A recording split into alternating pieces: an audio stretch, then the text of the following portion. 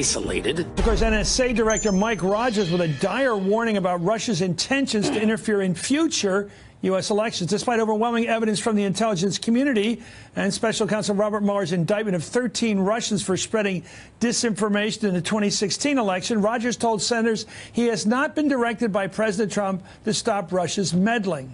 Has not been instructed. For his part, the president today tweeted a series of quotes arguing there is no evidence of collusion between the Trump campaign and the Russians. Trump summed things up by saying witch hunt. He does it in capital letters, by the way. But a new USA Today poll finds that most voters disagree with the president. Only 36% have trust in Trump's denials of Russian collusion. A majority, 57%, said they have little trust or none. 58% said they have trust in Special Counsel Robert Mueller's investigation. Only 28% have little or no trust in him. Let's bring in the Hardball Roundtable. Adrian Elrod, former Director of Strategic Communications for Hillary Clinton's presidential campaign. John Brabender, Republican strategist. And Eugene Scott, a reporter for the Washington Post. Let me ask you, there's two issues. One is, well, the Democrats and the special counsel and everybody else get enough on Trump to begin to impeach him. That's one issue of great interest to many of our viewers. The other is, what is the question of Russia's involvement clearly established in the 2016 election? Whatever effect it had, did it turn it against Hillary? Did it just made a marginal effect? Whatever it was there. The American people know it was there, and most people believe it's coming back at us in 18. How's that going to affect this administration's history in the books?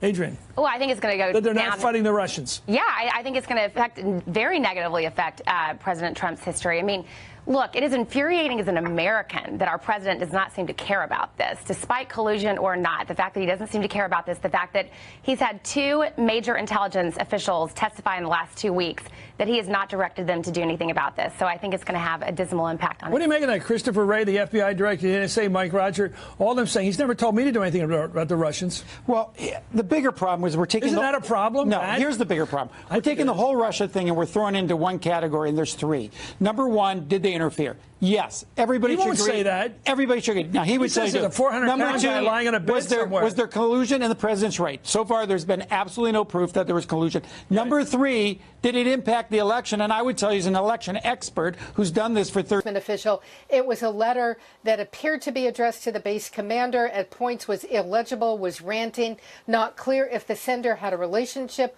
with the base commander or it was just some, you know, perhaps disturbed, unhappy individual sending a letter. But the good news is right now it does not appear that a hazardous substance was involved. Nonetheless, Aaron, as it is these days, you see a very rapid response from law enforcement, military, and emergency personnel responding, trying to make sure everyone is okay. And Aaron? Barbara, again, as you point out, 11 people impacted, 3 people at a local hospital. If they're saying there's no test for something negative, do they yet understand why they're in the hospital or what's happening there? Well, you know, what happens is a male is screened and treated to kill off any hazardous substance, or at least try and detect it. If there was something in this letter that was not hazardous, it may be that screening didn't pick it up, people opened it. It still could have been something perhaps with a smell or an odor or something that caused irritation on skin contact. We don't really know. We haven't had a full briefing on it yet. Some of these can be substances that have a lot of irritant to the body, but are not hazardous. And we've seen this time and again. So they're just making sure everyone is in good shape. All right, Barbara, thank you very much on that breaking story tonight. And next, the Florida high school shooter had 180 rounds left remaining. And that's not all. We're going to talk about some stunning new details tonight with a local lawmaker whose daughter is going to be going back to Stoneman Douglas High School tomorrow. And demoted for refusing to spend taxpayer money on upgrading Ben Carson's office furniture. Said specifically $5,000 is not enough to buy a decent chair. That's coming up. It's all pop culture trivia, but it gets pretty intense. Arrangements, financial difficulties, and lack of foreign policy experience. This development comes as we're also learning Kushner has lost his top secret security clearance, a major development tonight. Caitlin Collins is out front. And Caitlin, what are White House officials doing right now to ease the tension that clearly is now here between Jared Kushner and John Kelly, the chief of staff, who is the one who made this decision to strip this top secret clearance? Certainly a significant amount of tension between those two here, Aaron. And we know that White House officials worked over the last few weeks to try to identify a way that Jared Kushner could stay on in the role he has now with the portfolio he has now without personally appealing to the president for some kind of waiver so he could continue to access that highly classified information. But with our reporting today, we show that Jared Kushner was downgraded from a top secret interim security clearance to a secret interim security clearance, just like the rest of the people who are also operating under a similar one. And though the White House is stressing that Jared Kushner is going to be fine, that he's going to be able to operate in the same retrospect that he has been for the past 13 months, dealing with the Middle East, dealing with Mexico. That's pretty much only the White House saying that. And Jared Kushner's daily life in the West Wing is about to look a lot different, because we know that he was one of the few top officials who requested almost more access to classified information than anyone else. We also know that he had access to the PDB, the Presidential Daily Brief, a document that has the most pressing information from around the world for the president. He reads it regularly. We know that as well. So he will not have access to either of those, and he also won't be able to sit in on the same meetings that he has been so far. We know that the president is aware of the tension between Jared Kushner and John Kelly, but Aaron, it's hard to see how the life is not a lot different in the West Wing for Jared Kushner from now on. Yeah, very different. And I think a lot of things you point out there, Caitlin, so crucial, including that he was the biggest consumer, the biggest requester of top secret information, somebody who used it, read it voraciously. Thank you so much, Caitlin. And out front now, the former director of national intelligence and retired Lieutenant General in the United States Air Force, James Clapper. Great to have you with me. General, I appreciate your time as always. Look, Jared Kushner had top secret security clearance, and he used it. He was the top requester of information in the White House. He had the access to the Presidential Daily Brief, and now that access is stripped, downgraded. What's your reaction, General? Well, first, I think Chief of Staff John Kelly did the right thing, and I gather that Kushner's clearance was one of perhaps 120 or 130 or so, that at least that's what's been reported, that were in a similar status that did not have access to SCI, the highest level of clearance access. So my impression is that John Kelly made a decision across the board with everyone that was affected to include Kushner, which is the right judgment. Now, as has been stated earlier, the president ultimately is the ultimate clearance granter, and so if he wants to make an exception and still give his son-in-law access, he can do that. Now, the Washington Post is reporting a couple of crucial things, General. One of them that the officials from 4 countries, at least 4, discussed manipulating Kushner in part because of his financial troubles and his inexperience on foreign policy. How concerning is that? And, we understand those countries included places like China and countries in the Middle East. Well, it's potentially very concerning. I'm not in a position to confirm that reporting, but let's just assume it is valid. Yes. And that is precisely, I think, one of the complexities in doing a background investigation on Kushner, because of the potential financial complications that or dealings he may have with these countries, who in turn could use that as leverage to influence policy outcomes by the United States. Now, I'm given to understand that the actual background investigation phase of this will be done relatively soon, within the month.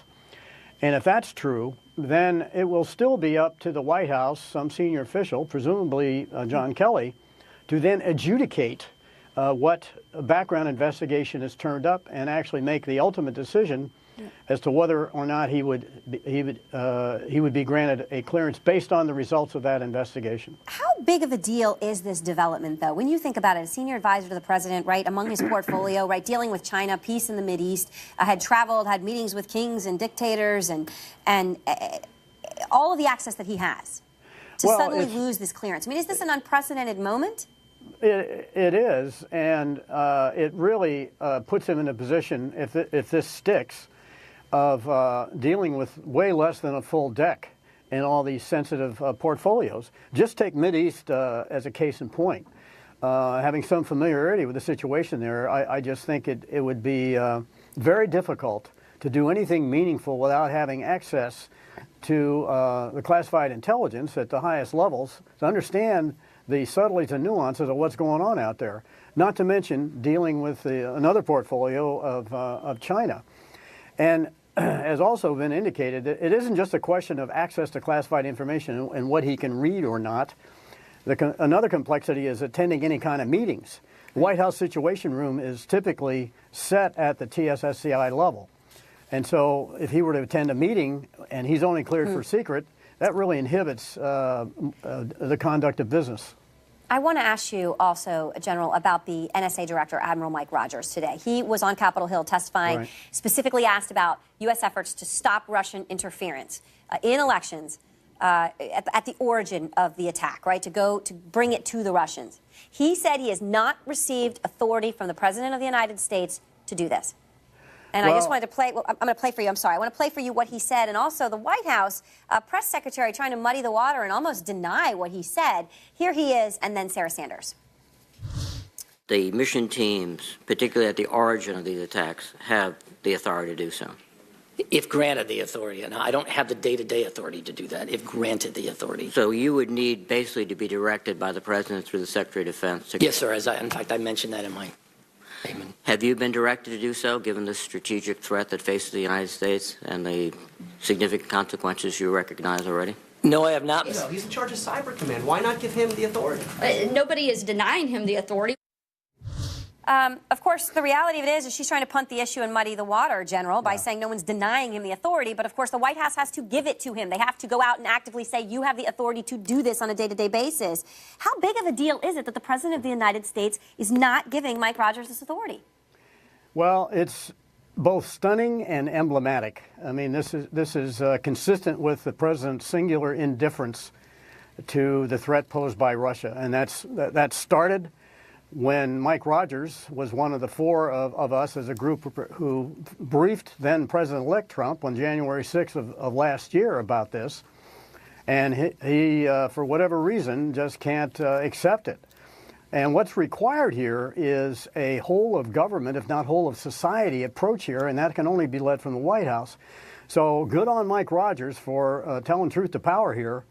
And he is not in a position to freelance, particularly when it involves active measures.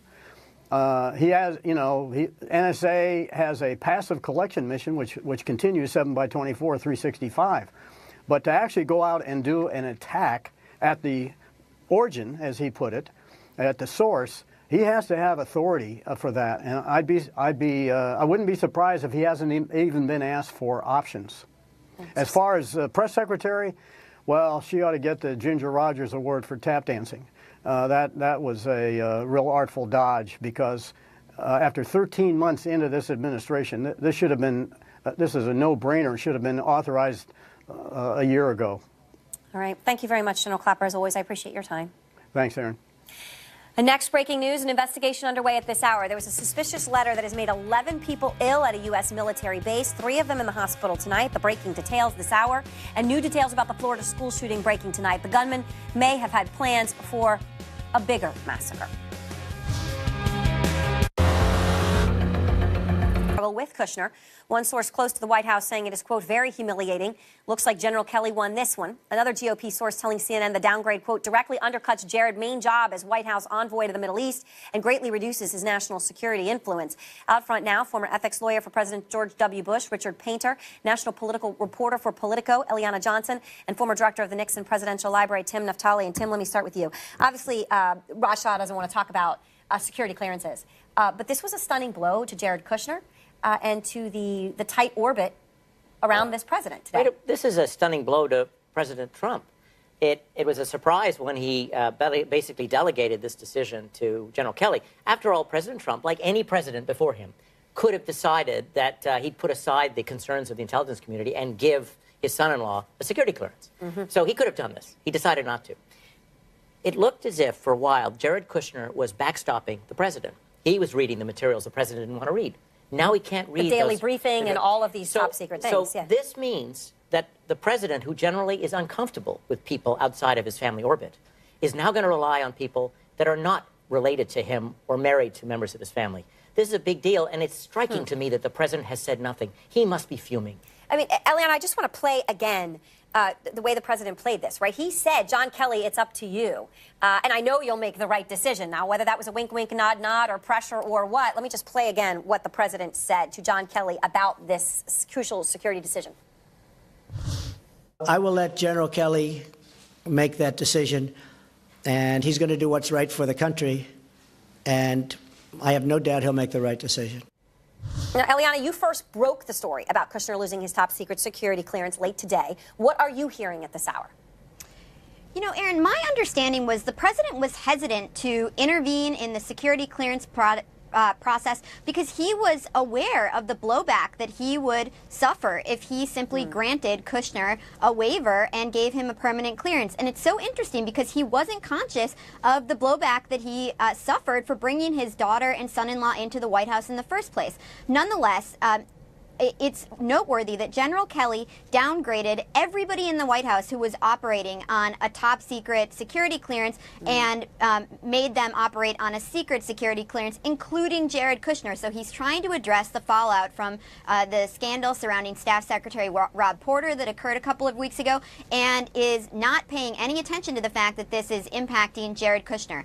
What security officials told me is that Jared Kushner now does not have access to the sort of intelligence that a normal person in his role would have access to. So he is now really operating with his hands tied behind his back. And Richard, that's the crucial question, as Jeff Zeleny raised and Raj Shah did not want to weigh in on, which is, can Jared Kushner even stay in the White House and do his job with his portfolio at this point? Well, his portfolio never should have been foreign policy to begin with. He doesn't know anything about foreign policy other than perhaps luxury vacation travel and arranging loans from Russian banks and financing from Chinese conglomerates for his own family. But he's not a foreign policy expert. He never should have been entrusted with the Middle East. And he shouldn't be in that arena at all to begin with. I don't know what his job portfolio should be in the White House. I really don't think he ought to be there. But this is no great loss because I don't think he was a useful foreign policy advisor. This president needs to get some foreign policy experts in this White House because there aren't any, or there are very few, except for in the National Security Council has a handful of people. But he really needs some foreign policy advice. He's not getting it, and the State Department is losing people right and left, and we are in serious trouble. And yet this is a guy, Tim, Jared Kushner, you know, who reportedly was hanging out with Mohammed bin Salman of Saudi Arabia till 4 o'clock in the morning. You know, had sort of fancied himself, I think, with a lot of people who are in that 35 to early 40s age range in the Middle East, has sort of become their friend. And he could become the peace broker because he had these various friendships. We know, Tim, that he left out contacts with foreigners, including that crucial Trump meeting, the Trump Tower meeting, right, with Natalia Veselnitskaya, with the dirt on Hillary Clinton. He was then forced to revise his national security application form multiple times because this information was left out. And as I mentioned, the National Security Advisor, the Washington Post is reporting, is saying Jared Kushner had contact with foreign officials that he did not report the way that he should have. What is the significance of all of this? These, whatever you want to call them, omissions, lies, we do not know what the right word is at this point. Well, there are two things. One, presidents can use people without TSSCI clearance to send messages. Yes. Presidents have done that in the past. So he can continue to carry messages. It's how foreigners will view him that matters now. They know that he's been brought down a notch. Yes. This is very humiliating. He is therefore less interesting in one respect to them because he won't know what he used to know. On the other hand, they can manipulate him because if he still wants to be a player, despite the fact he doesn't have clearances. They can dangle things out there. They can build him up. So he is, I think, in a much more vulnerable position now. And I wonder how long he's going to stay in the White House, frankly. And Eliana, do you have any reporting on that crucial question of what next for Jared Kushner and Ivanka Trump? I don't have any reporting on what their future is in the White House, but I will say that today's news, not only of his downgraded security clearance, but of his extensive contacts with foreign governments and of what foreign governments are trying to how they're trying to leverage him, has prompted a rash of speculation about just how long they're going to be around. Today was truly, you know, I was terming it Jared Kushner's no good, very bad day, because on top of those two pieces of news, we had a report that he potentially violated campaign laws by weighing in with an official statement on a political campaign. And it just seemed that every piece of news coming out today adversely implicated him. And on top of that, his most trusted confidant in the White House, or one of them, Josh Rafael, news emerged today that he is leaving the White House in the coming months. So it does seem that Jared Kushner and Ivanka Trump are losing confidants and access by the day. And Richard, you know, the Washington Post also reporting officials in at least four foreign countries, including China, have tried to manipulate Kushner through his business arrangements. And at the least, right, you know, I don't know if anyone remembers this. Let me just show it to everybody again. You may remember last May, Kushner's sister, this is in China, reportedly went to China to get $150 million financing for housing development, Kushner Family Project. And as part of the presentation, she specifically and explicitly touted the family ties and Jared's role in the White House. You even see the name on the screen. Richard, when you put all this together, do you think Jared Kushner tried to use his role to benefit himself financially? I don't know what he tried to do, but other than the fact that he doesn't know anything about foreign policy, another reason why he shouldn't be in foreign policy is he has financial arrangements all over the world. He's been going all over the world begging for money from the Chinese and the deals with the Russians, and then he's involved with the Middle East peace negotiations. He's got investments in Israel and financial ties there. He has too many financial conflicts of interest. And if he participates in a government matter that has a direct and predictable effect on his financial interest, that's a crime under 18 United States Code 208. And he better not do that, or he's going to end up in big trouble. So he ought to stay out of foreign policy with that type of investment portfolio. And I think he'll look seriously at getting out of the White House. We'll see what happens next. But obviously a stunning development tonight. Thank you all. And next, why isn't the U.S. disrupting Russia's hacking of elections? So today, the NSA chief testified and said Donald Trump, the president of the United States, has not given him the order to do so. And more breaking news, the latest on the suspicious letter that has made 11 people ill at a U.S. military base that's developing right now. 3 of them are in the hospital at this hour. One of the most powerful. 3 now in the hospital tonight. A suspicious letter opened at a military base outside of Washington to blame. The breaking details ahead. Let's go out front. And good evening to all. I'm Erin Burnett. Out front this evening, the breaking news. Kushner's top secret security clearance stripped. The president's senior White House advisor and son-in-law, Jared Kushner, tonight without the clearance that allowed him access to the highest level of classified information in the United States. Information that he has had access to daily since the president's inauguration more than a year ago. And just moments ago, our Phil Mattingly, you see this here, Jared Kushner, he found him actually in the Capitol for a meeting, followed him for about 4 minutes, asking about the stunning development. Kushner refusing to say anything or answer questions. This is a major setback for the president's senior advisor. He is one of the few people who actually sees the nation's top secret daily security briefing every single day. He is a man who has been at the president's side from day one, a man whose responsibilities include, but are not even limited to, brokering peace in the Middle East, relations with China, Mexico, and Canada, overseeing the Office of American Innovation, ending drug addiction. That's just a few of the things in his portfolio. And that security clearance slashed tonight as Bob Mueller, the special counsel, investigates Kushner's links to Russia and China and Middle East dictatorships. And tonight, more breaking news on this. The Washington Post is reporting that at least 4 countries, the United Arab Emirates, China, Israel, and Mexico, privately discussed ways to manipulate Kushner, using his financial difficulties and political inexperience to their advantage. The Post also reporting that Kushner did not officially report contacts with foreign officials. It's a stunning set of developments at this hour and a major setback to a man at the center of President Trump's world, a man that Trump constantly praises. Jared is a very, very successful real estate man in New York. I'm proud of Jared. Jared is a very successful real estate person, but I actually think he likes politics more than he likes real estate. Her husband, Jared, very, very smart, good guy.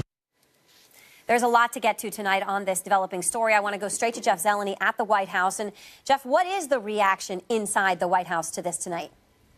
Aaron, there's no question about it. People around this building walk on eggshells when Jared Kushner's name is mentioned. He is the first among equals, of course, a senior advisor, but perhaps more importantly, a son-in-law. But today's sort of bombshell reality that he no longer has that top secret security clearance, coupled with that Washington Post reporting, is raising questions here about what his future may exactly be. Now, his lawyer, of course, put out a statement saying he's going to keep doing his job as he's been instructed to work on Middle East peace and other matters. But the reality here is, without the security clearance, that top secret security clearance, he will be unable to do exactly the job that he has been doing. Now, he had an ability to ask the president to intervene here. I am told by a White House official he did not want special treatment. And the president signaled last Friday that it was up to White House Chief of Staff John Kelly to make the decision on his future. It appears that it actually happened like that Jared Kushner did not ask for special treatment. But Aaron, on a day like this, when Jared Kushner was on Capitol Hill, as you saw, and then he was holding a conversation about prison reform, it was clear that he did not necessarily expect this, but he's going to keep doing his job, at least for now. But that is the question here tonight, Aaron. How long will Jared Kushner and Ivanka Trump, of course, stay at this White House? Will they stick it out through this, or does this security clearance matter change his interest here in working at the White House? Aaron. All right, thank you very much, Jeff. And on that, let's try to get some answers. Out front now with the White House Principal Deputy Press Secretary Raj Shah. Raj, good to have you back with me tonight.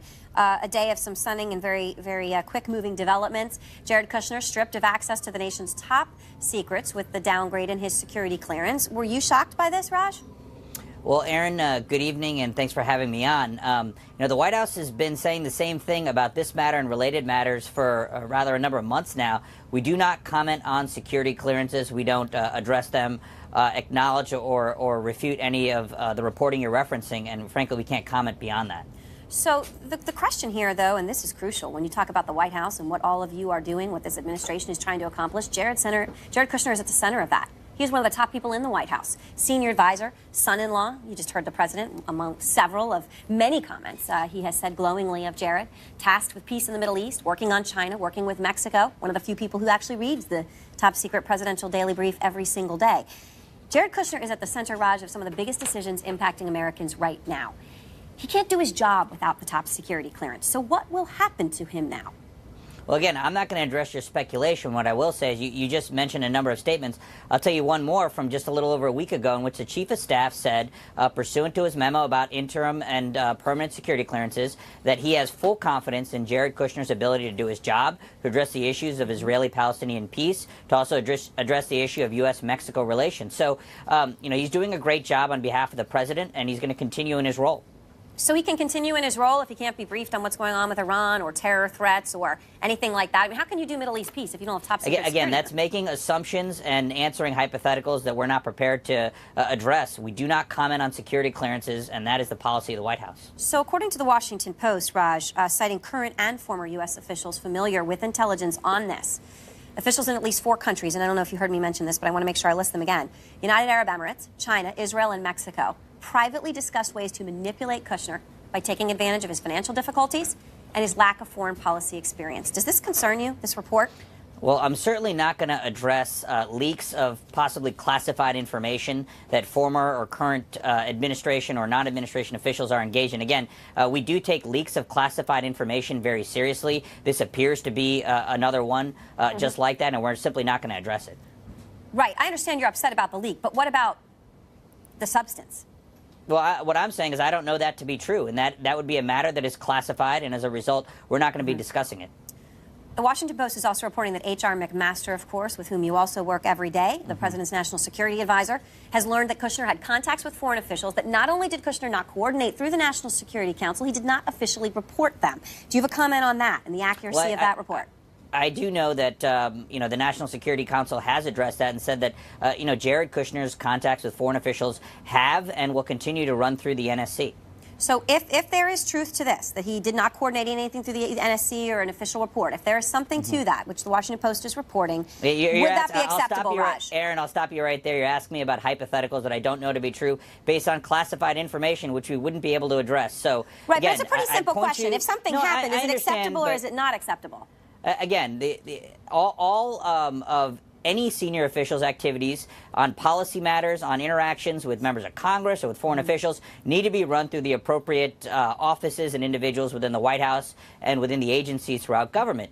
And that's being done, and that will continue to be done. But I'm not going to address leaks from potentially classified information that is being speculated about in the press. Right. And, of course, I understand you don't like leaks, but, of course, our concern is when the leaks are of such a crucial nature, what would be the reaction of this White House to that reality? Aaron, but you have a bunch of officials claiming certain things are true. I've seen all sorts of reports in the Washington Post, on CNN's website, elsewhere, that are not true going back over the last year. So I would simply state that we're not going to address, speculation about potentially classified information.